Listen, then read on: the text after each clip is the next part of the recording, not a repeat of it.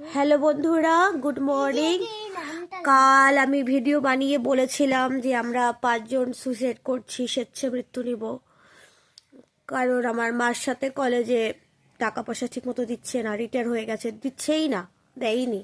খালি পিএফ এর কিছু টাকা পেয়েছিল, তাতে ঋণ শোধ করা। আমার মেয়ে হলো পড়াশোনা করছে, তো ওখানে খরচা আছে। তো তারপরে আবার অ্যাক্টিং মডেলিং এর কোর্স করে, আপনারা সবাই জানেন, ওখানেও টাকা পয়সার ব্যাপার আছে।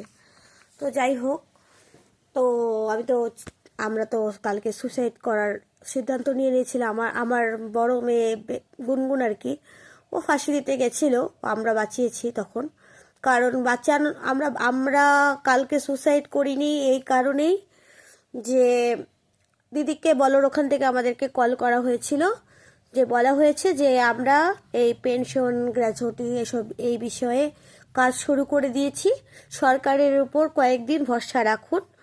হ্যাঁ, আমরা খুব শীঘ্রই আপনাদের কাজটা করে দিচ্ছি। তো ভাবলাম যে এতদিন যখন অপেক্ষা করেছি, দিদিকে বলর থেকে যখন আমাদের প্রতিশ্রুতি দেওয়া হয়েছে, তাহলে আর কয়েকদিন দেখা যাক আর কি করা যাবে। এটা ভেবে কালকে আর করলাম না কিছু, আমরা নিজেদেরকে শেষ করিনি।